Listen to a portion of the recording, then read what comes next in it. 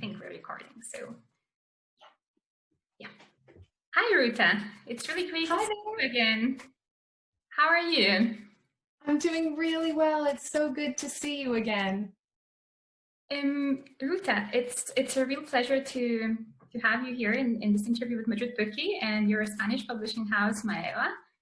And Ruta, I think we first met in 2011 or 12 when you were on the Spanish story of your first novel, Between the Shades of Grey.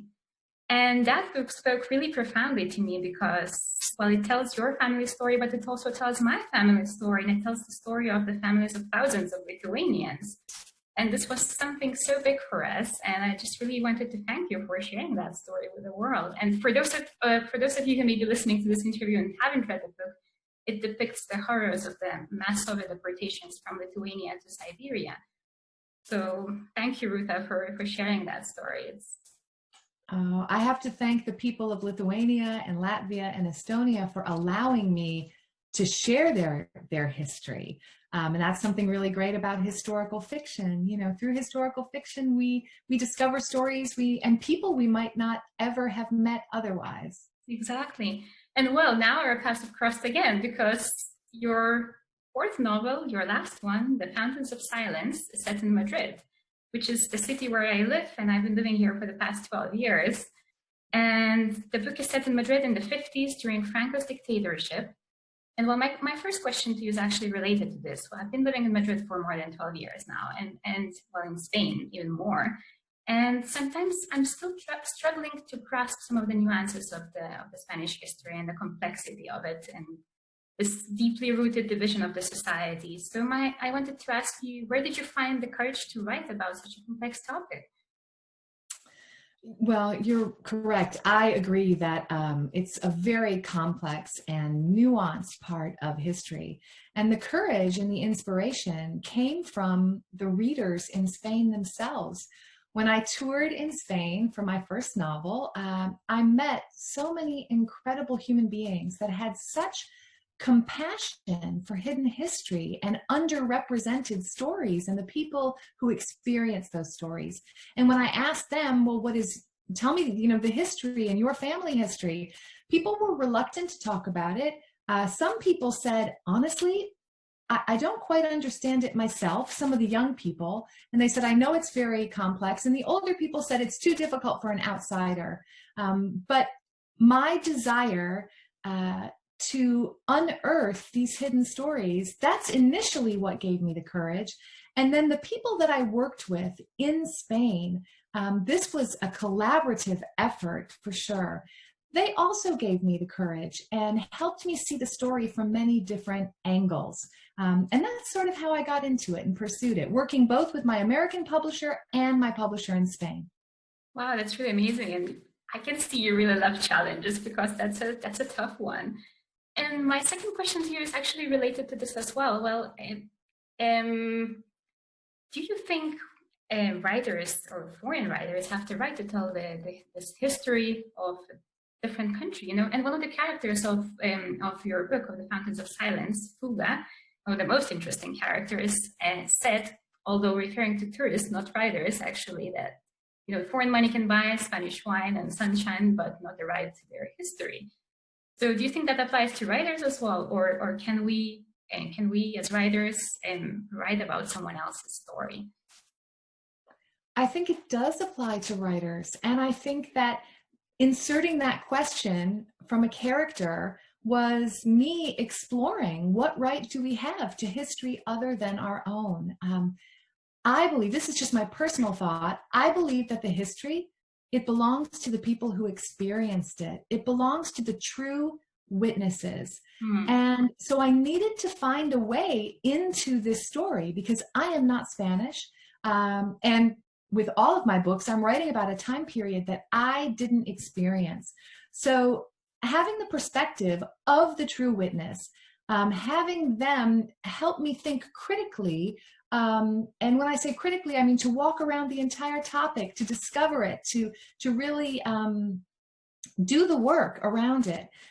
They helped me do that, but ultimately, yes, it belongs to the true witnesses. And my goal in writing about hidden history or underrepresented stories is if I can interest a reader to know more just through this fictional book, maybe they'll research and discover the real history and the testimony and the memoir and the important nonfiction books and the academic texts. Those are the shoulders that my work sits upon. And with all of my other books, as you may know, they had threads of my personal family history. So I could write those from the inside out. But I've told people that with the Fountains of Silence, I had to write this from the outside in. So I chose the lens, the viewpoint of an American in Spain. And that's how we entered this story. And that was my way of being respectful of a history that I didn't experience. You know, I really love how you did it in the book. And actually, this is like a really humble way of doing it through the characters. And Daniel, he's American, he was seeing Spain through this camera lens, right? And he was asking those questions and trying, instead of explaining it directly, he was asking and looking for the answers. But also the other characters, the Spanish characters in the book, they're also very curious, and they all ask questions, right? Instead of just giving the answers, they want to know what's happening, and you kind of explore that through those characters as a writer, right? I do. I'm exploring questions, not only questions that I have myself as an author, but questions that the people that I've met with during my research, the people who have experienced the time period, they still have questions. And so I weave those questions together. I weave elements from my interviews together with the survivors, the true witnesses, the family members of victims, and those become the characters. And I made Daniel a photographer because I feel that sometimes as a tourist, we're an unreliable observer. Let's say someone lands in Spain and the travel brochure that originally enticed them to come to Spain, oh, it markets Spain as the land of sunshine and wine. Well, there's a lot more to Spain. There's a lot more to Madrid than that. The same with Nashville, where I live. People say, oh, it's Music City, USA. Well, there's a lot more, you know? So as tourists, we're unreliable and naive observers. And even photography. Sometimes photography doesn't tell the true story because what's lying outside the frame? And I was exploring those questions as well in creating the characters. Yeah, Spain is an interesting case in the sense, you know, because not only the external people are unreliable, but sometimes people who live in Spain are unreliable as well, because they're all partial because of this division of the society. And it's very difficult for Spanish historians, for example, to write history without being, you know, kind of driven to one side or the other. So a lot of the historians that write about Spain, they are foreigners, like English or Americans and so on, because of that division of the society, which is still very much alive. Yes, it's true. And that's why it was important for me to create characters that represented the various different sides. You know, really to raise those questions to the reader to say, oh, okay, I see what this character is saying and doing, and I see what this character is saying and doing. And ultimately, to create a story that makes the reader compassionate for all sides. And what was most important to me was to represent the journey of young people. Because with all of my books that I've written about hardship and war and trauma, it's the young people who are these innocent victims, and they pay the highest price for something they had no role in causing. And in some cases, they inherit these difficult situations. And again, it was no fault of their own. And I found that in studying this time period in Spain, the young people were innocent victims and swept up in this. And so I wanted to represent that. And can we, now that you mentioned your characters and you're talking about, can we talk a little more about the characters of the book? Because when I was reading it, I kind of felt that they were, especially the main characters, they were kind of an incarnation of the countries they come from. You know, Daniel, who's American, he's naive, he's very much unaware of his, you know, of the impact of his actions and, you know, the fascination that he's creating among the Spanish characters. And then Anna, who's Spanish, so lively, she's so curious, she's so full of energy. But at the same time, she's hiding this hidden dark story that she wants to share with the world, but she can't. So can you talk a little more about what the characters in the book represent to you? To me, and again, I have to say this is to me because the book belongs to the reader, and readers might read this book and have an entirely different interpretation, and they're all correct. The book belongs to the reader. To me, the characters represent a quest for identity, and identity, these themes of identity run through each and every character. You know, Daniel, his father wants him to be, to follow in his footsteps and create an identity for himself in the oil business. And Daniel doesn't want that. He wants to be a photographer. He wants to see all of those angles. And then Daniel's mother was born in Spain, but living in the United States. And she's adopted this identity of an American, but she really feels a bit lost. And we see this with, let's say, the character of Puri, who is very influenced by the things around her and the Franco regime. And then as she just starts to have her own feelings and her own thoughts and her own questions. So really, the characters are all searching for themselves and to say, who am I going to be in this story that is my life? Who am I and where am I going? And I think those are universal themes that all of us, at one point or another, or at several points in our lives, that we say, you know, who are we? And who are we in this story of our life? And who do we want to become? And I think that's what the characters are struggling with. Yes. And I think that's something that helps young people to identify themselves with the stories that you tell because of those questions, because everyone who's really young is asking those questions as well. And I just wanted to ask you as well, I know that your books are very widely read, both by adults and teens. And I think it's a great achievement that you get young people to read books in general, but also a great achievement that you get them to read historical fiction, because this way they can also learn about the history of their countries or the places that may never even learn about otherwise. So it's really great, and thank you for this. This is a great achievement.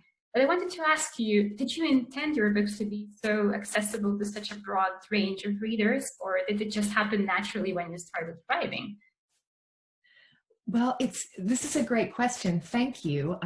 Many people believe that my intention was to write only for adults, and that it was a happy accident that students and young readers discovered my books and claimed me for their own. No, it's actually the opposite.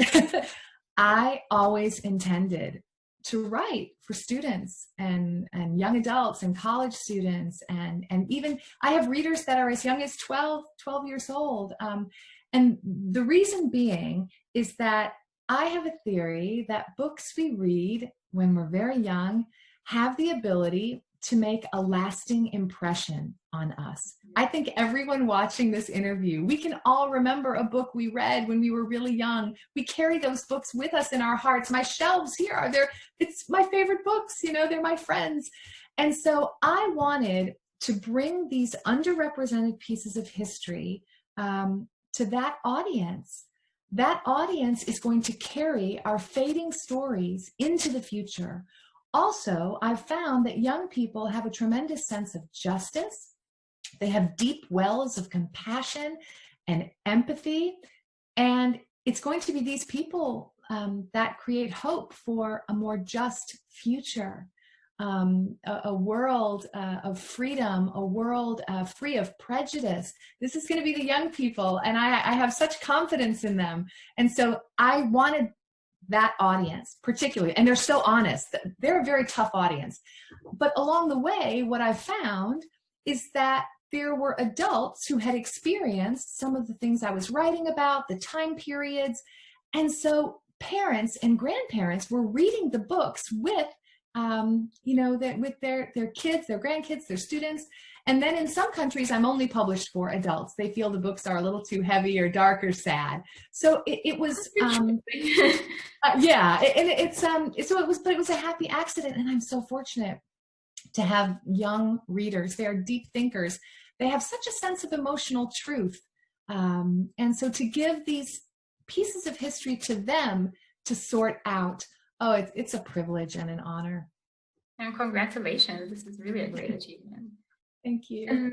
I have another question for you. In the book, in The Fountains of Silence, you also touch upon the topic of the role of the U.S., the involvement of the U.S. and the regime of Franco in Spain. And I wanted to ask you, when you were doing your research, because you document your research a lot as well in the book, and you use excerpts of documents and oral history and written documents as well. And was there anything that you discovered in your research that actually surprised you completely, something that you hadn't been aware of before you even started writing the book?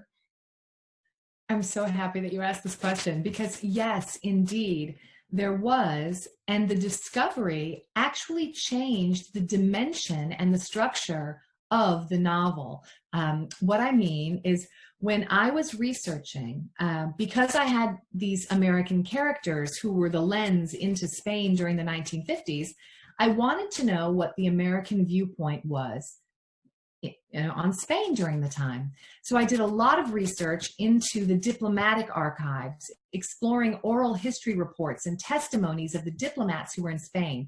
I looked into the presidential archives. I mean, many presidential administration, from Truman to Eisenhower and on through. And in those files, I discovered statements and initiatives that shocked me. I knew at the time that the United States had military bases in Spain, but I wasn't aware of all of the initiatives behind, what was really going on. And they were so illuminating that I decided to put some of those elements in the book. At that point, I said, wait a minute, there's a bigger story here. And I think the reader also needs a little sneak peek at what might have been going on, on the U.S. side, and what their initiatives and goals were. And I couldn't put everything in. I wasn't at liberty to, but I did include some things. And I hope it inspires people to say, wait, I need to research this a little further. It did inspire me to research about it. That's where my question comes from. And I was reading a lot about it as well. So thank you for bringing these things to my attention as well. Another topic that you study in the book, which is actually something that is very much alive still in Spain, is the lack of the common historical narrative, and what they call here el pacto del olvido, which is the pact of forgetting, which was imposed after the transition to democracy. The truth was kind of smothered, and everyone had to be silent. And I wanted to ask you, what's your personal opinion about it? Should we try and forget the past and move on, or should we try, or should we do our best to actually remember, so that we don't repeat the mistakes, or prevent the history from repeating itself? Well, please understand that I'm an outsider. So this is my opinion as an outsider. I could never pretend to understand all the complexities of what it must have been like transitioning to a democracy, after this long dictatorship. But I feel we do need to remember our history. I think that for human beings, knowledge of our story, it helps strengthen our sense of self, our place in this world, and helps us figure out how we fit in. And sometimes learning about our ancestors' experience, it can shed light even on our own, some of our idiosyncrasies, or why we are the way we are, why our family took a certain direction. It provides answers to those lingering questions. But I do understand that sometimes the pain is so sharp, you can't just dig right in. You can't just go back, and you can't, it's literally too painful. It's an open wound. But one of the many beautiful benefits of freedom is that we now have a choice, and that is each person's choice. Do we go back and dig into our history and our personal history, or do we let things sit? But I find that within families, there is always someone who is curious, who wants to know more. And those people become our archivists of our own personal families. And I rely on those people, and I'm grateful to them. I read their memoirs, I read their testimony, I interview them, and they help bring history to life. And I feel we should not forget history. Studying the past gives us context for the present, and that's what helps us create hope for a more just future. Yes, I agree with that. And I think Spain's case kind of shows that it's not only that we shouldn't forget, but it's also that we can't forget, because it was imposed on Spain, and officially they tried to forget, but it was completely impossible. And everything is still so much alive. And as you say, those wounds are there, and then as soon as you touch something, everyone is talking about it, and everyone is so much aware about it and living those stories still. Which is so understandable that wound is still tender. It's interesting what I've found, reactions of readers outside of Spain in other countries who have read The Fountains of Silence. They are just mesmerized by the resilience of Spain. And they said, we know this is so painful, but we hope that people in Spain are also celebrating their resilience. Look at this country and look what they have overcome.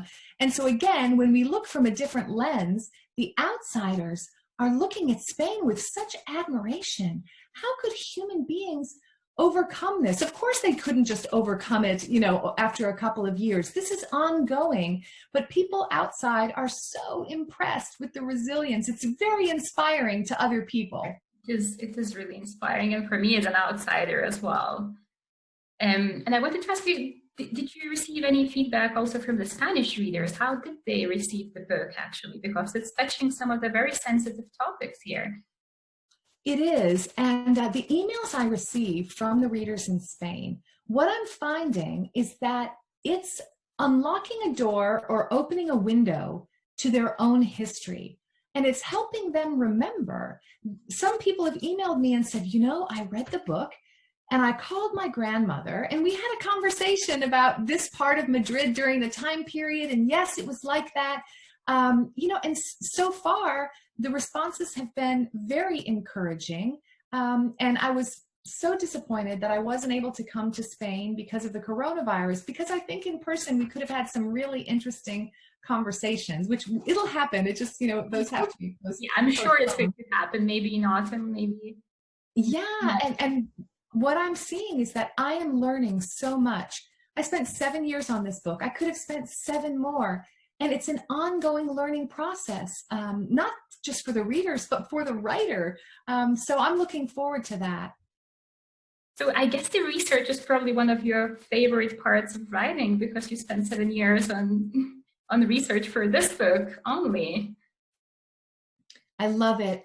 When I'm researching, that's when I'm discovering the human experience. And what I find is there are these universal themes and universal connections, whether I am writing about Lithuanians who are deported to Siberia, or if I'm writing about refugees on the Wilhelm Gustloff, a sinking ship, in the Baltic Sea. I find that as human beings, we're actually more alike than different. And when we find those moments of connection, sometimes through hardship, sometimes through happiness, but when we find those moments of connection, the world is less lonely. And that's, the power of books. When we read something and we feel close to someone we've never met, we care about them. We hold their hand for 300 pages, feeling their fear and joy, until the very end of the story. So in the research, that's my entry point into all of that. Amazing. No, I thought your research about Madrid was amazing because, well, it's set in the 50s, but I can recognize Madrid even today in that book. All the smells and the sounds and the noise and the business of the city. Everything is so real. I had so much help. Again, this book was such a collaborative effort. I worked with several different historians. And people from different countries. My friend Klaus from Denmark worked with me for years. And then Almudena Cross in Madrid, a historian, she she worked with me. There's so many people, too many to count. And also reading memoirs from the time period, how people are describing the sounds on the street and the smells, all of those sensory details. I read somewhere else, or someone shared them with me, and then I infused them into the book. Well, you did it greatly. Congratulations. And my last question to you, Ruta, is going to be about your next project, because you seem to be publishing a new book every 2-3 years. So I'm sure you must be working on something already. So if it's not a secret, could you share with us what you're working on? I'm always working on something. I'm always excited about new projects, and I'm always looking for new projects. So if anyone watching, if they say, you know, I have a piece of hidden history that really needs to be explored, or why hasn't anyone ever written about this? I'd like to know about it. And I might not be the person to write about it. Sometimes the people who experienced it are the people to write about it, but I'd like to encourage you then. So tell me what the story is, and maybe I can encourage you. But the story I'm writing right now, I'm so passionate about. It's set in Romania during the Romanian Revolution. And I was inspired to write this when I was touring in Romania for my first book, and discovered the very difficult period during the Ceausescu regime in Romania. And being Lithuanian and having family members who were victims of communism, this was a story that I thought might be close to our experience. It was so different and so moving. And talk about resilience and fortitude, what the Romanian people endured. I was really excited to write about it, and I don't want to give too much away, but it follows a 17-year-old young Romanian student who's recruited to be an informer for the Securitate, and how things go terribly wrong. So I'm very excited about it, and it's been a very moving book to write, so much so, and it's been so emotional that I've actually had to stop and take breaks from the process because I've become so emotional. I haven't felt well. I've been, it's that emotional for me. I'm so committed to this book. And it seems that your authors, like especially for the first book, inspired you to write some of the other books, right? Definitely. Yes, definitely. And the readers inspire me when I'm meeting with young students and they tell me, what they like to read, and also, about the story process. And that actually affected how I wrote The Fountains of Silence, because when people read my first book, Between Shades of Grey, so many people said, you cannot end the book that way. You cannot leave me hanging. And I love the readers so much, and I want to satisfy them. So in The Fountains of Silence, I had to find a way to close some of those loops and some of those questions, but without it being a cliche ending. And that was really a challenge. So I said it was my last question, but I'm going to ask you one more question, because I know that a lot of readers are looking forward to hearing about it. And do you plan any sequel for the books? Because as you say, in some of the books, you leave us hanging. Yeah, I would love to write a sequel for every single book. And I'll tell you a secret. I fall so in love with these characters, meaning that I feel like I know them. After I've spent 7 years with these characters, or 3 or 4 years, I feel like I know them and I'm not ready to let go of them. So what I do is, for example, some readers will notice that in Salt to the Sea, I have mention of characters from Between Shades of Grey. In the book I'm writing right now, that's set in Romania, one of the American diplomats that's in Romania, he was in The Fountains of Silence. So I'm connecting them. But yes, and I have to say, The Fountains of Silence is the first book that I actually started writing a sequel to. When the book was done, I didn't want to stop. And so I thought, well, why not? And I just kept writing. So I have additional material, and whether that becomes a book or whether it's been optioned for television, we'll see if it's made into a TV series. I have more material. So. Well, that's something that I would definitely look forward to. So it's great to hear about it. Well, thank you so much, Ruta. Thank you so much for joining us in Madrid Bookie in collaboration with Maeva, your Spanish publishing house. It was a real pleasure to be talking to you. Thank you so much. I have nothing without readers. I want to thank you and my publisher, Maeva, and all of the readers in Spain who have supported me for so many years. I miss you and I hope to see you soon. Thank you, Ruth. It was a pleasure.